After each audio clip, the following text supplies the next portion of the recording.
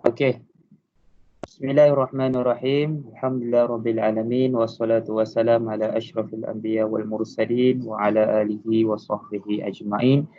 Qala rabbi shrah li sadri wa yassir li amri wahlul 'uqdatam min lisani yafqahu qawli. Subhanaka la ilma lana illa ma 'allamtana innaka antal alimul hakim. Subhanaka la ilma lana illa ma 'allamtana innaka antal alimul hakim. Subhanaka la ilma lana illa ma 'allamtana innaka antal alimul hakim. Amma ba'. Assalamualaikum warahmatullahi wabarakatuh dan selamat pagi semua anak-anak pelajar yang dikasihi. Saya doakan anda semua dalam keadaan sihat walafiat. Bagi yang muslim muslimat tu selamat masuk ke Ramadan yang ke-7. Hari ni dah masuk Ramadan yang ke-7. Sudah seminggu kita berpuasa. Okey, anak saya yang umur 6 tahun pun alhamdulillah setakat ni dia dah puasa 6 hari penuh. Hari ni hari ke-7 Hopefully dia boleh puasa penuh jugalah. Okey, selain itu kita mendoakan juga kepada semua, tidak kira sama ada yang muslim maupun yang bukan muslim, supaya terus duduk di rumah, berjaga-jaga di rumah, stay at home, stay safe. Kita kena menang kita kena menang pada perang COVID-19 ni. Kita telah masuk PKP yang keempat. Kalau ikut kata Dr. Nur Hisham, kita punya Ketua Pengarah Kesihatan, kita dah masuk kepada pelan pemulihan, sepatutnya recovery lah. Okey, kalau ikut kes semalam 90 lebih. Saya rasa 95, 94 macam tu. Tapi kes yang banyak tu adalah daripada kes warga, daripada student kita dari Indonesia yang baru balik ke Malaysia lah, yang positif COVID. So, tapi kalau kes tempatan hanya 22 sahaja. Jadi sebenarnya kita dah menunjukkan pembaikan dalam melawan COVID ni.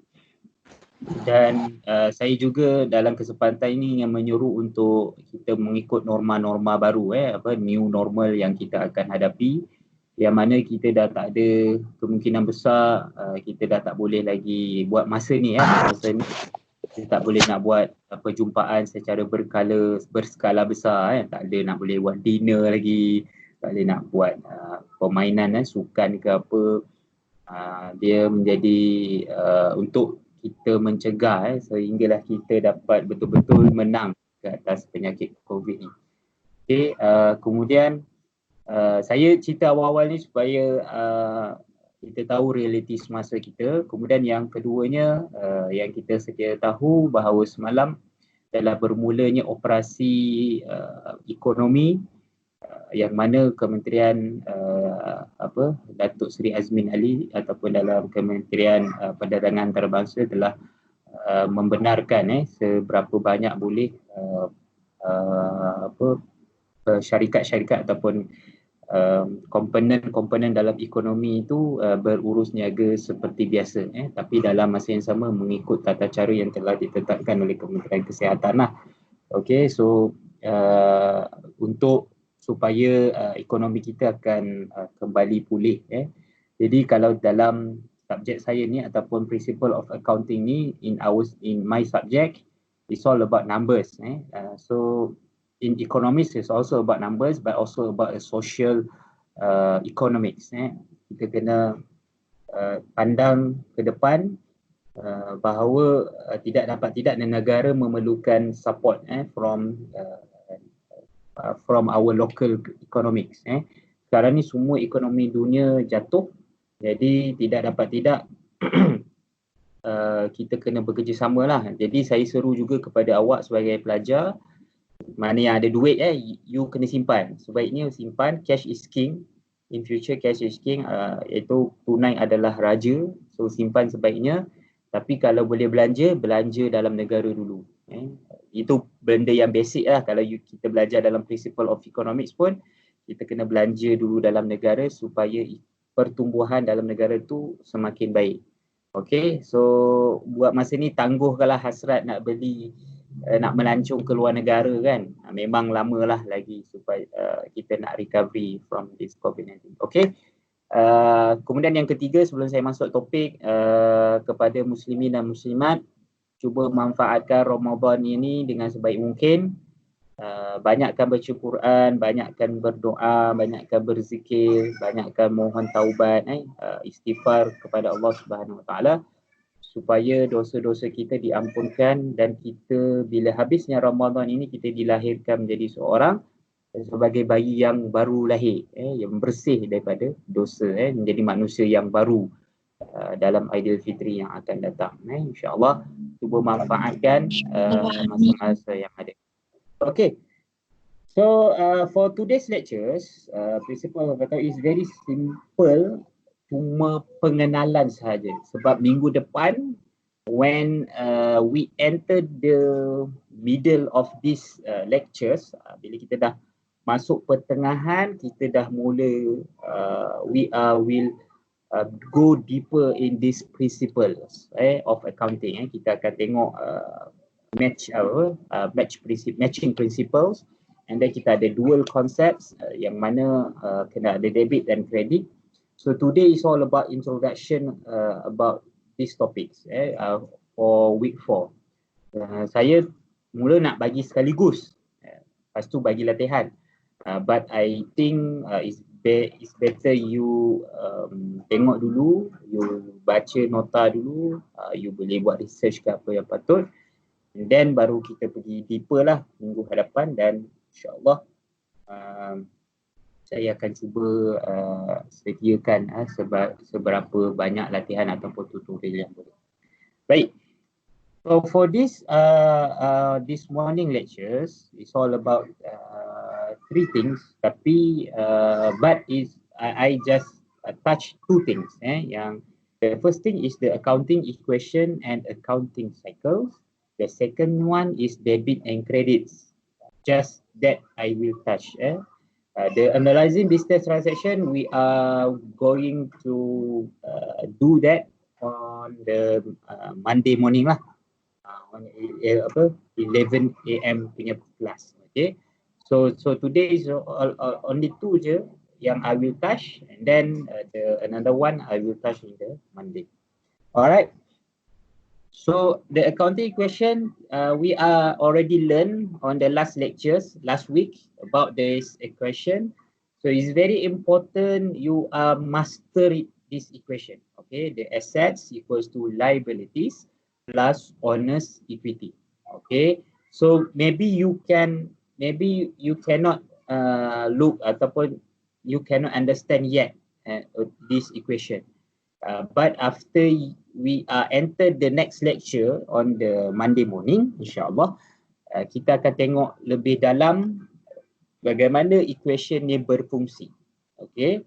Tetapi dalam lecture yang hari ini, you akan dapat tahu sedikit demi sedikit apabila saya ceritakan tentang apa itu debit, apa itu kredit.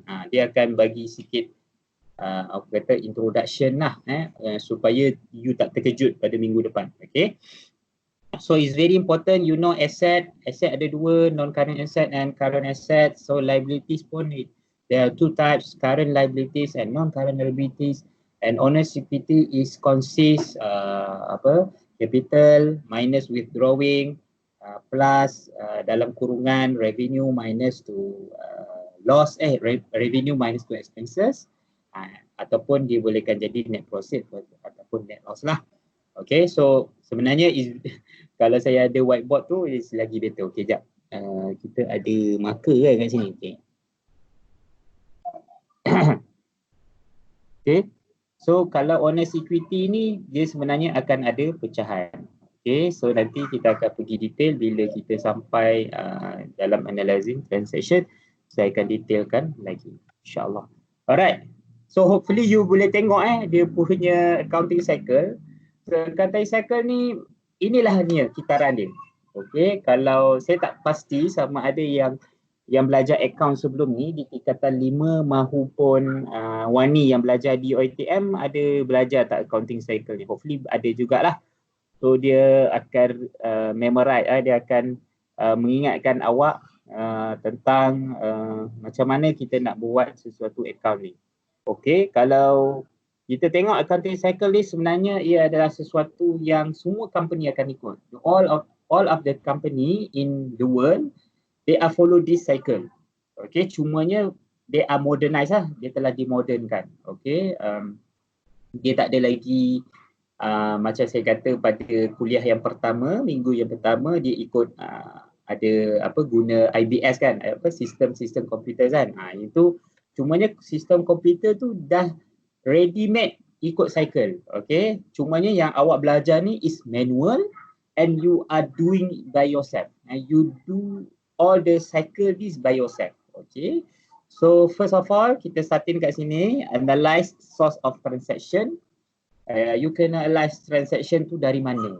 Okay, mungkin daripada invoice ke, dari receipt ke, daripada note kredit ke, nota kredit ke, ataupun nanti kalau dalam soalan pula, jenis soalan dia akan bagi contoh ayat. Okay, contohnya Ahmad invested in his own company 5,000. So macam mana kita nak tahu apa transaction tu apa benda? So kita boleh katakan Ahmad tu dia masukkan capital lah secara tunai. Okay, so cash dan juga capital. So kaitan dia dekat situ. Nanti kita akan pergi tengok dalam hari Isnin nanti kita akan pergi detail insyaAllah. Kemudian journalize the transaction. Okay, you after kita tengok punya transaction, kita punya source of dokumen yang ada tu, kita kena masuk dalam journal. Okay, so dalam journal ni nanti hari insyaAllah kita akan belajar lebih detail lagi lah bila kita masuk topik journal ni. Okay, apa itu journal semua tu, dia akan masuk dekat situ. The second one is post to ledger. Okay, ledger. Ledger ni ada banyak bentuk, salah satunya bentuk T. Jadi, okay, ni bentuk T. Format T ataupun satu lagi bentuk penyata. So bentuk penyata macam ni lah. Okay, dia ada debit dekat sini. Okay, dan dia ada kredit dekat sini. Okay, dah hujung sangat. Okay, so dia ada dua bentuk. Satu bentuk macam ni, bentuk T dan satu lagi bentuk penyata. Okay, dan ada lagi satu bentuk, cuma satu bentuk lagi tu saya tak dedahkan lah sebab mungkin lebih rumit. Tapi dalam sistem you akan jumpa bentuk yang penyata ni. Tak silap saya bila you post to ledger. Dia tak ada ajar bentuk T lah bila you masuk ikut sistem. Tak silap saya, betul tak Khairul? Kalau you masuk dekat masuk dekat sistem tu, dia masuk bentuk yang penyata. Tak silap saya lah siapa yang diketengahkan pasal account punya sistem ni, dia akan masuk dalam bentuk penyata ni.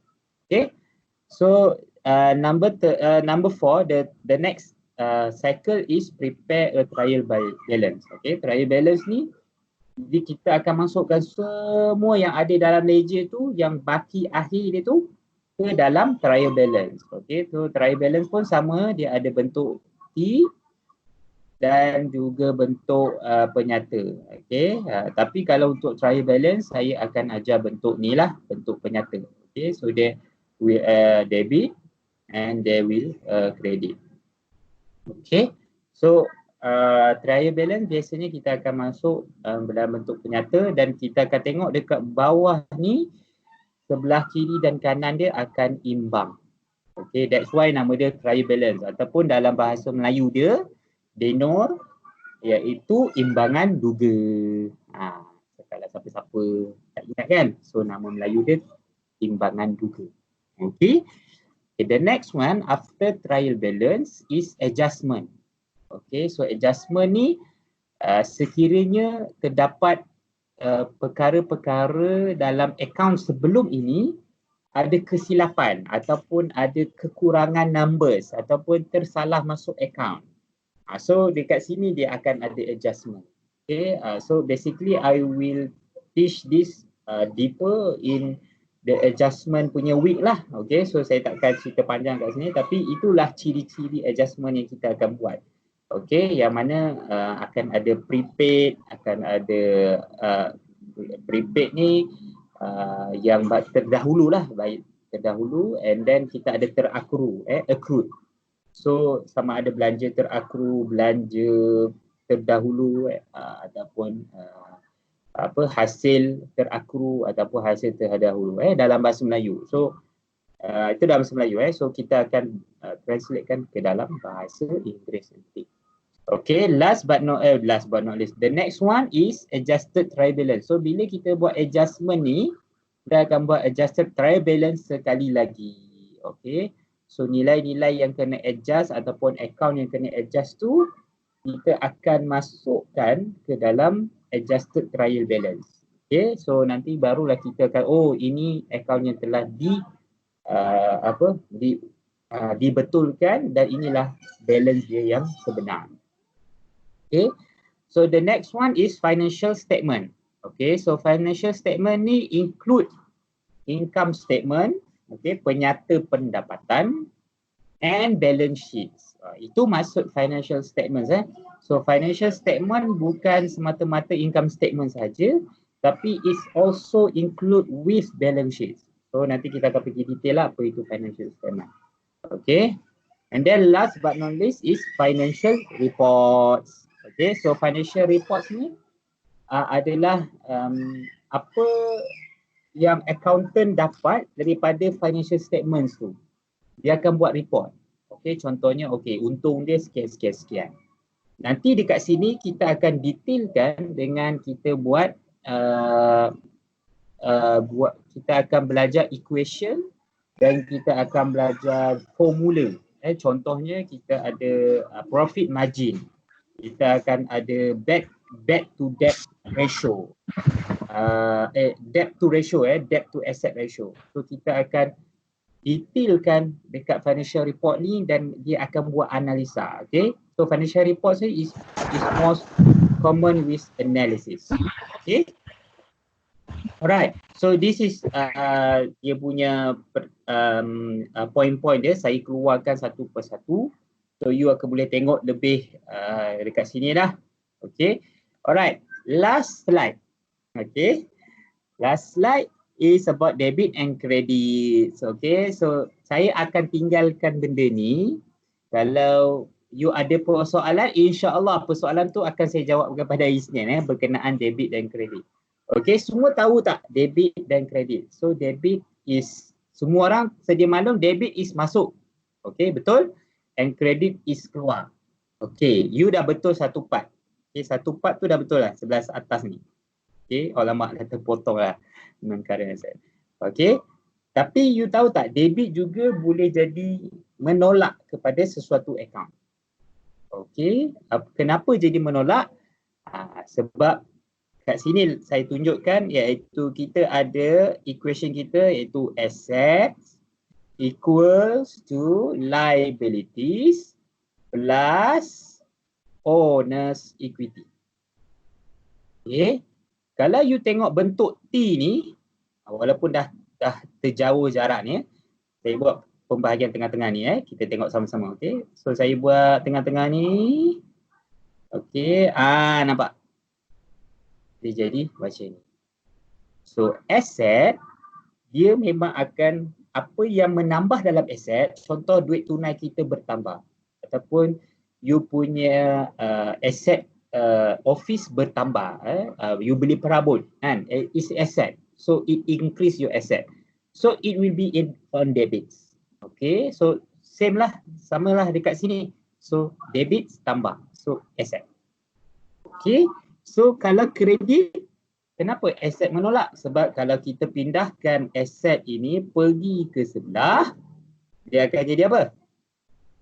Negative asset. Ataupun aset menolak lah.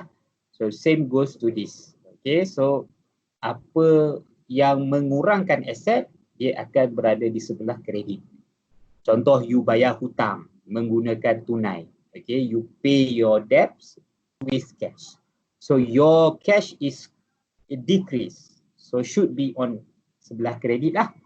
Okay, begitulah jadinya. Okay, so yang keduanya yang mungkin selama ini ataupun siapa yang tak ada basic account yang selama ni tahu debit tambah kredit tolak dalam account bank kita kan. So sebenarnya kalau dalam account pula kita akan ada current liabilities, non-current liabilities and honest equities berada di sebelah debit. Sekiranya dia menolak sesuatu dalam account ni. Okay, same goes, sama je. Kalau you ambil semua ni, okay, you pindahkan lepas daripada equation ni, so they will become negative. Okay, dia akan menolak. Okay, contoh you berhutang dengan orang dan you bayar hutang. Okay, so hutang tu mengurang lah. Benar? Okay, hutang awak dengan orang mengurang. So they will be side on the debit. Dia akan mengurangkan hutang. Okay, dia akan mengurangkan hutang. Same goes kalau honest equity ni, dia lebih-lebih lagi kalau kita ada drawings atau ambilan, bukan melukis, drawings. Sorry saya guna tangan je. Okay, drawings. Okay, kalau drawings lebih-lebih lagi lah dia ada di sebelah debit. Okay, sebab dia menolak apa yang ada dalam equity pemilik kita. Contoh you ambil tunai dalam duit company 300. Tapi sebenarnya tak bagus you ambil duit tunai ni dalam company awak, sebaiknya awak gajikan diri awak. So katakanlah ni contoh ataupun you beli sesuatu komputer untuk kegunaan staff awak tapi you guna dulu duit company. Okay, sebab staff tu mungkin tak mampu ke nak beli laptop ke komputer ke, you guna dulu duit company and then you bayarkan dulu. Nanti dia ada duit, dia bayarkan semula kepada company lah. So you gunakan duit dulu. So duit tu dia mengurangkan you punya honest equity and dia jatuh pada drawings kat sini lah. Okay. So apa pula yang menambah dalam kredit? Okay. So yang menambah dalam kredit adalah menambah hutang. Okay. Siapa yang tambah hutang kat sini current liability ataupun menambah hutang jangka masa panjang. Okay. You berhutang dengan bank. So you akan menambah hutang dalam non-current liabilities sebelah kredit. Okay, bukan sebelah debit tapi sebelah kredit. Okay, same goes to honest equity. You tambah you punya capital, own capital sendiri. So dia akan berada di sebelah kredit. Okay, capital awak sebelah kredit. Same goes to you punya revenue. Okay, you punya hasil ataupun net profit awak nanti dia akan berada di sebelah sini. Okay, so ini pengenalan untuk debit and credit. So kalau siapa yang tak faham, nanti kita akan pergi satu-satu pada hari Isnin dan seterusnya, lectures yang seterusnya.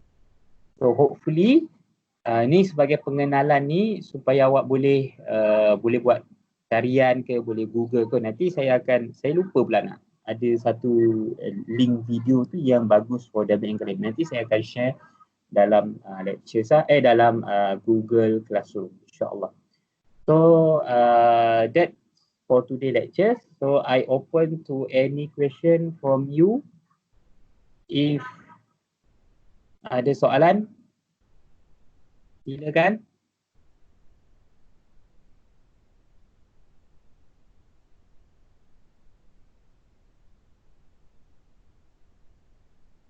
Wih, senyap.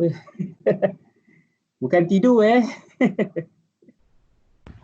Tak, saya tak tidur. Saya ada nak tanya tapi pasal assignment. Oh, pasal assignment.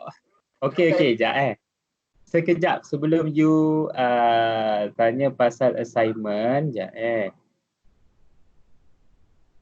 Okey.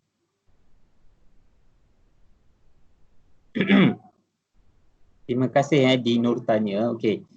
So saya nak tunjuk dalam Google Classroom ni awak tak perlu email, tahu kan? So you just hand it in dalam Classroom terus. Okey, so buat masa ni Wani seorang je lah yang dah hantar. Okey. So yang lain-lain tu hopefully boleh hantar lah before hari Isnin tengah malam nanti bukan tengah malam Ahad, sebelum masuk hari Selasa. Okay, so hopefully you will. Okay, so Dino apa? Nak tanya apa? So kan nak SSM registration tu, Okay. means nak attachment SSM lah kan? Maksud saya nak nombor daftar syarikat pun okey dah. Itulah ingat tadi saya nak yang tu. Sebab saya ingat nombor daftar syarikat je dah okey. Lepas tu. Ya, betul. Okay. Nombor daftar. Nombor daftar semua. You just bagi nombor daftar syarikat pun is okay. Tapi Wani, kalau saya tak tengok lagi assignment Wani, kata kalau Wani hantar sekali dengan file dengan dia punya sijil tu, is okay lah, saya accept je lah. Tapi it's better you just dapatkan nombor daftar saja. Itu saja. Itu pun dah kira legal lah tu. Organisation tu adalah chart organisasi. Carta organisasi. Chart organization. Bukan carta organisasi SSM Ada yang nak minta SSM punya carta pula. Jangan. Kita tak nak carta tu. Carta company tu. Sebab dekat situ you will be learn sama ada company tu betul ke sendirian berhad, betul ke sole proprietor ataupun partnership ataupun company. So kalau kita tak tahu organisasi tu, siapa yang manage company tu, siapa dia punya board of director, kalau ada board of director, kalau partnership macam mana dia punya organisasi tu, okay? Sebab kalau sole proprietor, you should know that dia punya organisasi patutnya simple je, dia ada satu kepala. Lepas tu bawah dia tu mungkin pekerja-pekerja macam tu. Itu sole proprietor. Maksudnya yang kepala dia satu. Sole proprietor. Okay, kalau partnership ke atas dia mungkin dia sama ada di lembaga kan. Ada 1, 2, 3. Dia mesti lebih daripada satu. Kalau partnership or company. Okay, so tapi kalau kalau company pula basically dia adalah company dia selalu akan guna board of director. Bawah board of director akan ada CEO lah. Itu company yang besar. Okay, ada soalan lain?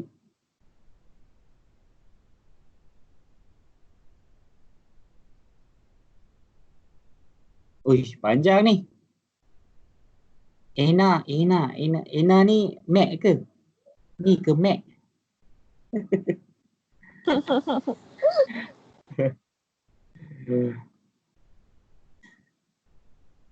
Masih typing je ya.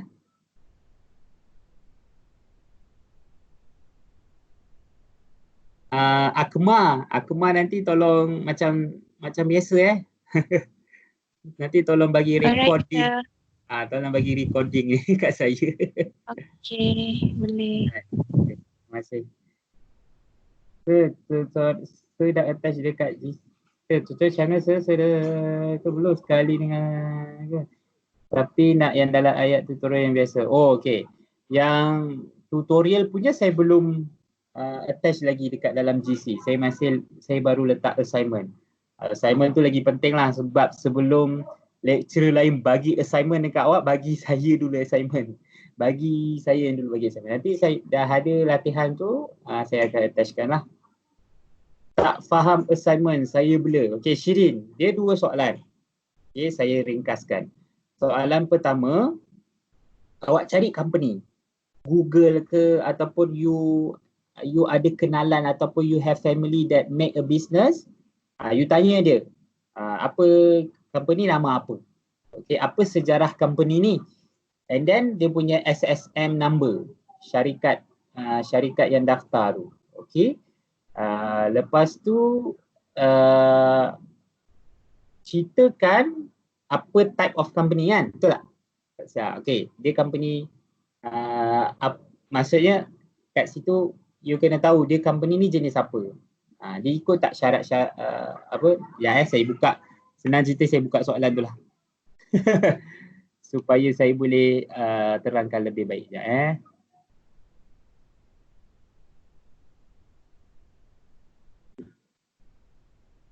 Sementara tu boleh bagi soalan lagi siapa yang nak tanya.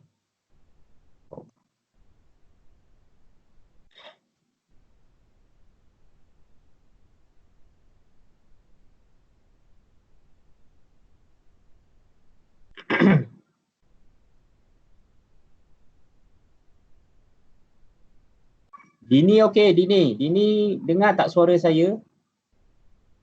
Dengar kan? Dini.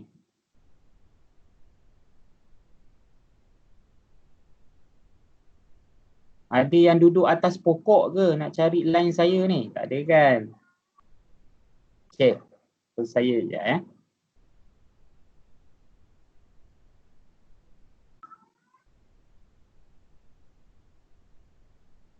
Saya share sekali lagi skrin saya.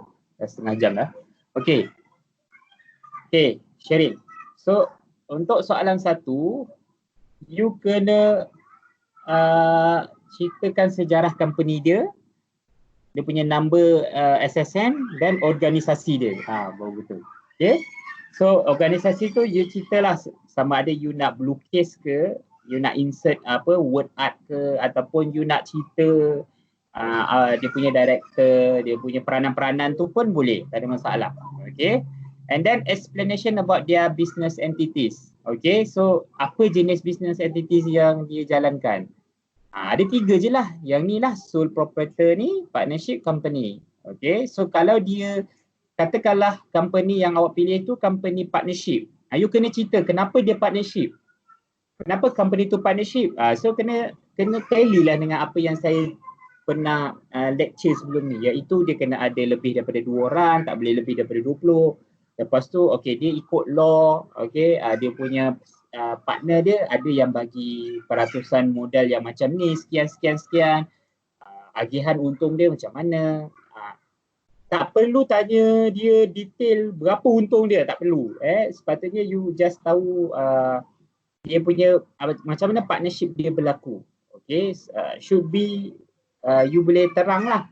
Okay, benda tu mengikut apa yang telah saya ajar. Okay, kemudian soalan kedua Sherin, yang ini kepada awak. Kalau awak nak buat business ataupun you nak buat company, what are the type of business operation will you choose? Why you choose that type? Okay, ni berbeza dengan soalan 1. Soalan 1 berkenaan dengan business entities. Okay, soalan 2 is all about business operation, iaitu service, merchandising and also manufacturing. Okay, so explain dulu you pilih apa. Katakanlah you pilih service. So you explain lah service tu apa semua. Yang macam ada, kalau boleh janganlah copy paste dari nota tu, you explain by your own word lah. Okay, explain kenapa you pilih service sekian-sekian. Okay, explain apa itu service. Okay, and then jelaskan, ceritakan kenapa awak pilih servis ni. 7 markah. Kat situ saya bagi banyak sebab saya nak dengar you punya reason. Kenapa you pilih type of that business operation. Sama ada you pilih servis, you pilih merchandising ataupun you pilih manufacturing. You kena choose lah. Okay. That's why dia punya markah lagi tinggi lah sebab explanation ni is very simple. You tengok you dalam lecture punya notes, you dah boleh explain dah. Okay. Okey tak Sherin? Clear tak?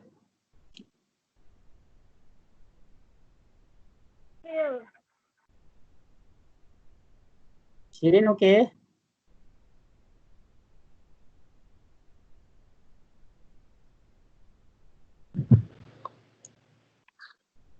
Saya.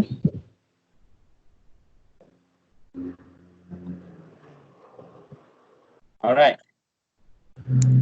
Saya nak tanya. Okey. Mantap. So, ada soalan lain daripada yang lain? Baru memahami. Biasalah tu. Sir.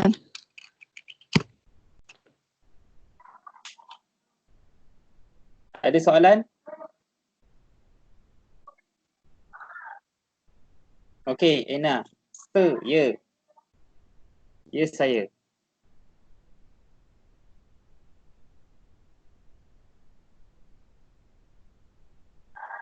Lama nak tunggu soalan.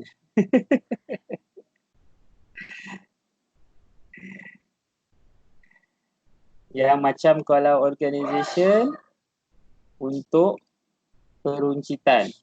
Okey.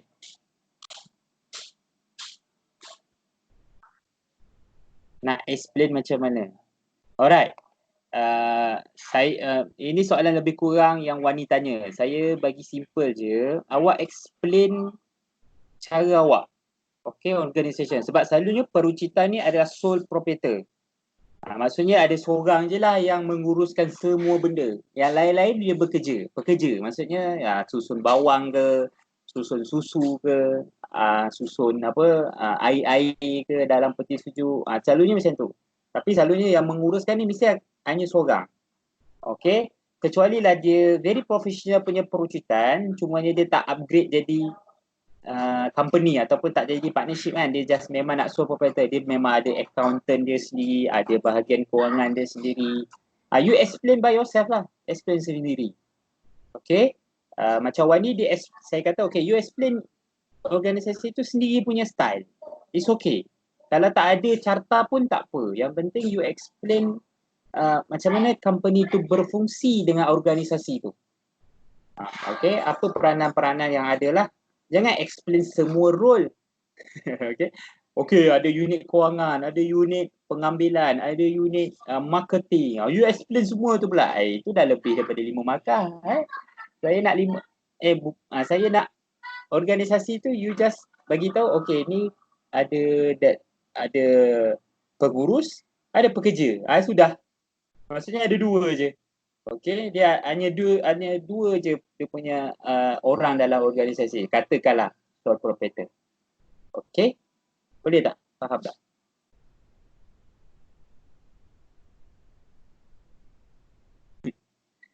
Faham. Bagus, Khairin.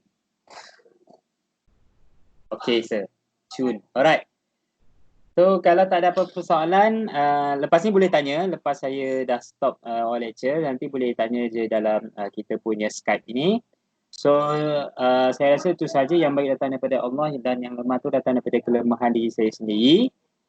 Saya minta maaf kalau ada apa-apa yang kurang. So, seperti biasa saya doakan awak semua selamat, semuanya sihat, stay safe at home. Tak ada keperluan keluar, jangan keluar. Duduk elok-elok kat rumah tu ontok-ontok. Okay. So itu sahaja our lecture. So kita tangguhkan dengan bacaan tasbih kafarah dan surah du'a. Subhanakallahumma bihamdik asyhadu an la ilaha illa anta astaghfiruka wa atubu ilaik. Bismillahirrahmanirrahim. Wal 'asri innal insana lafi khusr illa allazina amanu wa 'amilus solihati wa tawassaw bil haqq wa tawassaw bis sabr. Assalamualaikum warahmatullahi wabarakatuh dan selamat pagi.